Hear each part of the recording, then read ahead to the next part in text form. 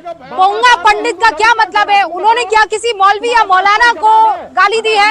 मुझे ये बताइए। नहीं मनोज काका, पहले आप मेरे सवाल का जवाब दीजिए।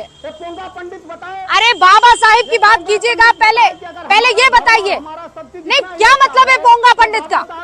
क्या मतलब है पोंगा पंडित का? आपको माफी मांगनी चाहिए। आपकी इतनी हिम्मत है कि आप किसी मौलाना के लिए ऐसी बात कर पाए? आप कह पाएंगे किसी मौलाना को पाखंडी? आप कह पाएंगे किसी मौलाना को पाखंडी? उन्होंने किसी भी धर्मगुरु को, किसी भी जाति को लेकर बदतमीजी मत कीजिए मनोज काका, बदतमीजी मत कीजिए। अपनी हैसियत में रहिए, अपनी जुबान काबू में रखिए। आप समझे? आप दलाली करते होंगे आप। खबरदार, जो मेरी इंटेग्रिटी पर सवाल उठाया है, आपको शर्म आनी चाहिए। कभी किसी पंडित को कुछ कह देते हैं, कभी किसी महिला की आबरू के साथ आप कुछ भी आपकी मर्जी में आएगा, सिर्फ ये 2-4 लाइक्स और रीट्वीट के लिए। शर्म कीजिए आप, शर्म। यहाँ सीधे सादी बात चल रही है, किस बात को लेकर आपको आपत्ति हो गई और हुई है तो आप माफी मांगिए। इसका मतलब ये थोड़ी है कि आप गुंडाई पर उतर आएंगे। मनोज काका, मैं अलाउ नहीं करूंगी ये काम, किसी कीमत पर नहीं करूंगी। तमीज से बहस चल रही है, तमीज से बहस चल रही है। क्या आप बदतमीजी करेंगे और मैं आपकी आवाज चलाऊंगी? बिल्कुल नहीं करूंगी। आप बदतमीजी नहीं करेंगे, आप बदतमीजी नहीं करेंगे मनोज काका।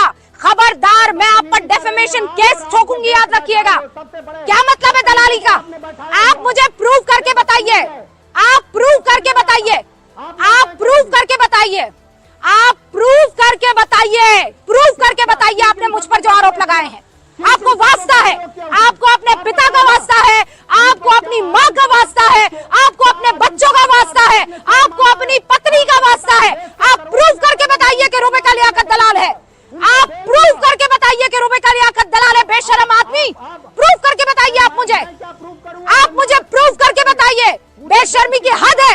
आप मुझे पर्सनली ये बात जानते हैं। सिर्फ अपने ओछे गंदे लाइक्स और ट्वीट्स के लिए आप इस तरीके से मेरे ऊपर आरोप लगा रहे हैं। मैं आपको माफ नहीं करूंगी, किसी कीमत पर नहीं करूंगी।